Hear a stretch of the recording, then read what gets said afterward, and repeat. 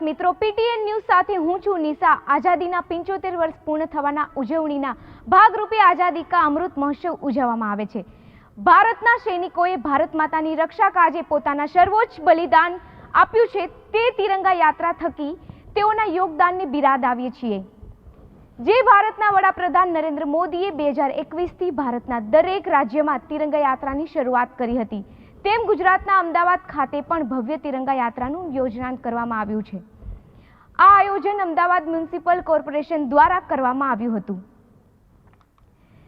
દેશે આઝાદીના 77 વર્ષ પૂર્ણ કરીને 78 વર્ષમાં મંગળ પ્રવેશ કર્યો છે, ત્યારે અમદાવાદના વિરાટનગરથી આ તિરંગા યાત્રાની શરૂઆત કરવામાં આવી હતી। આ તિરંગા યાત્રામાં આપણે કેન્દ્રીય ગૃહમંત્રી અમિત શાહે તિરંગો લહેરાવ્યો હતો। અમદાવાદ મ્યુનિસિપલ કોર્પોરેશન દ્વારા રાજ્યમાં મુખ્યમંત્રી ભૂપેન્દ્ર પટેલ, ગૃહ રાજ્યમંત્રી હર્ષ સંઘવી અને આરોગ્ય મંત્રી ઋષિકેશ પટેલને પણ ખાસ આમંત્રણ આપવામાં આવ્યું હતું। આ તિરંગા યાત્રામાં હોમગાર્ડ, પોલીસ, આર્મી ઓફિસરની ટીમ બધાએ જ પોતાની ફરજ બજાવી હતી। આ તિરંગા યાત્રામાં 3 કિલોમીટર સુધી લાંબી હતી અને નિકોલના ખોડિયાર મંદિર ખાતે આ યાત્રાને પૂર્ણ કરવામાં આવી હતી।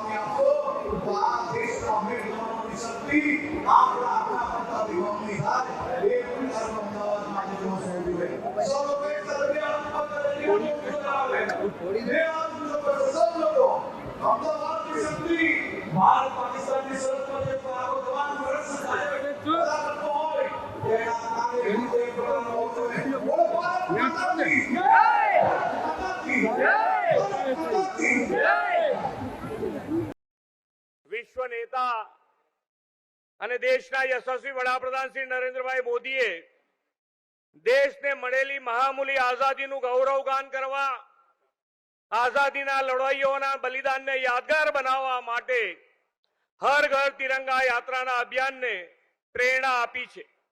વડાપ્રધાનશ્રીના નેતૃત્વમાં દેશનો આ અમૃતકાળ છે। 2047માં આપણે આઝાદીની શતાબ્દી ઉજવવાના છીએ। આઝાદી મેળવવા વીર ગતિ પામેલા આપણા રાષ્ટ્રભક્તોનું સૌને સ્મરણ થાય તેવો આ દિવ્ય અવસર છે। આ વર્ષે તો દેશવાસીઓમાં અભિયાન માટે ખૂબ જ ઉત્સાહ અને ઉલ્લાસ જાગ્યો છે। આજે અમદાવાદમાં આપણા લોકલાડીલા સાંસદ અને કર્મઠ ગૃહમંત્રી શ્રી અમિતભાઈ શાહના નેતૃત્વમાં આજે તિરંગા યાત્રા રાષ્ટ્રભક્તિ સભર માહોલમાં યોજાઈ રહી છે। ગુજરાતની માટીના સપૂત મહાત્મા ગાંધી અને સરદાર પટેલ દેશને સ્વરાજ્ય અપાયું, તે જ રીતે ગુજરાતના બે સપૂત આદરણીય નરેન્દ્રભાઈ મોદી સાહેબ અને આદરણીય અમિતભાઈ શાહ સાહેબે દેશને સુરાજ્ય અપાવ્યું છે। વિકાસની રાજનીતિનો ઇતિહાસ રચ્યો છે। હર ઘર તિરંગા અભિયાન દ્વારા આપણે નેશન ફર્સ્ટની ભાવના જન જનમાં જગાડવાની છે। આપણે આ તિરંગા યાત્રા દ્વારા દેશને વિકાસ પથ પર વધુ આગળ લઈ જવા માટે કટિબદ્ધ થવાનું છે। હર ઘર તિરંગાને વિશાળ જન આંદોલન બનાવીએ, એ જ અપેક્ષા સાથે આજના તિરંગા યાત્રાના શાનદાર આયોજન માટે ખૂબ ખૂબ અભિનંદન પાઠવી વિરમું છું। ભારત માતા કી જય, વંદે માતરમ, જય જય ગરવી ગુજરાત। મારી સાથે પ્રચંડ અવાજથી બોલીએ, ભારત માતા કી। કેમ ભાઈ, શું થઈ ગયું છે અવાજને? આવો અવાજ ના ચાલે। મોદી સાહેબ સુધી દિલ્હી પહોંચવો જોઈએ અવાજ। બંને હાથ ઉઠાવો, જરા ઉપર ઉઠાવો બંને હાથ। વિકસિત ભારતના સંકલ્પની મુઠ્ઠી ભીંચીએ અને પ્રચંડ અવાજથી બોલીએ, ભારત માતા કી। भाइयों बहनों, आज हर घर तिरंगा એક કાર્યક્રમના પ્રચાર પ્રસાર હેતુ આ તિરંગા યાત્રાનું આયોજન ગુજરાતના દરેક જિલ્લામાં હેડક્વાર્ટર પર કર્યું છે અને આ તિરંગા યાત્રા અનેક દ્રશ્યો એના ન કેવલ ગુજરાત સમગ્ર દેશભરમાં ખાસ કરીને જુવાનીઓમાં ઉર્જા ભરવાનું કામ કરે છે. હર ઘર તિરંગા એ મોદીજીએ ચાલુ કરેલો કાર્યક્રમ આજે ન કેવલ દેશભક્તિની અભિવ્યક્તિ એની સાથે સાથે 2047માં મહાન અને વિકસિત ભારતની રચનાના સંકલ્પનું એક પ્રતીક બન્યું છે. 15મી ઓગસ્ટે આપણે 78મા વર્ષમાં પ્રવેશ કરીશું.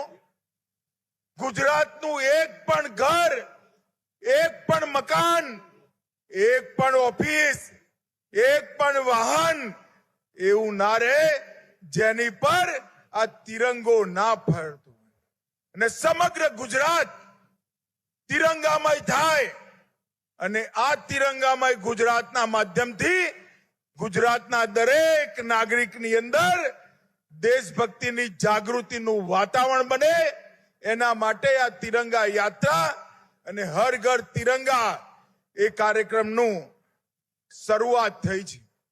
નમસ્તે, હું છું પીટીએન ન્યૂઝ સાથે નિશા.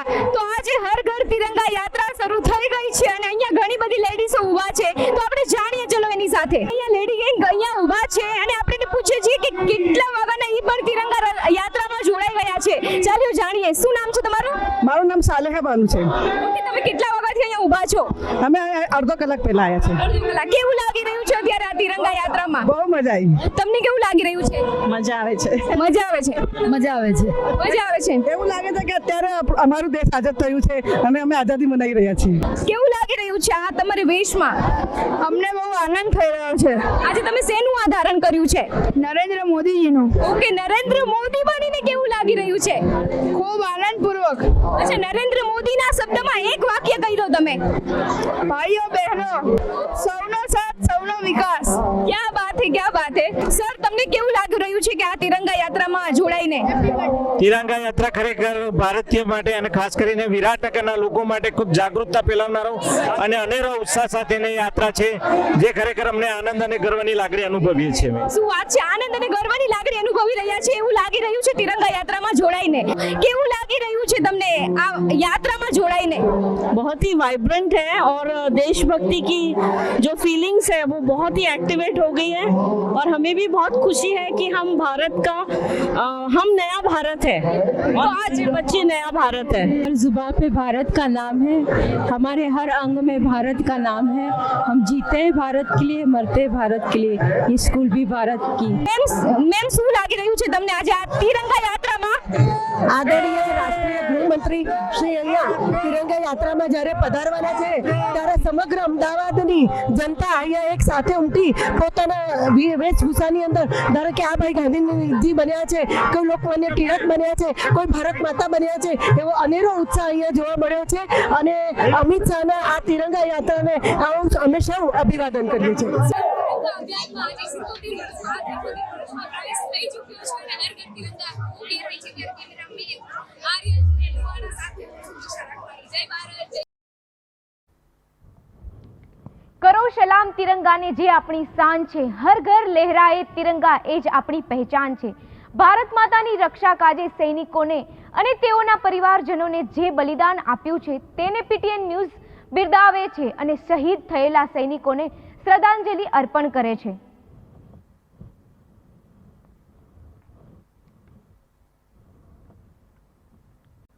તો જોતા રહો પીટીએન ન્યૂઝ. વંદે માતરમ.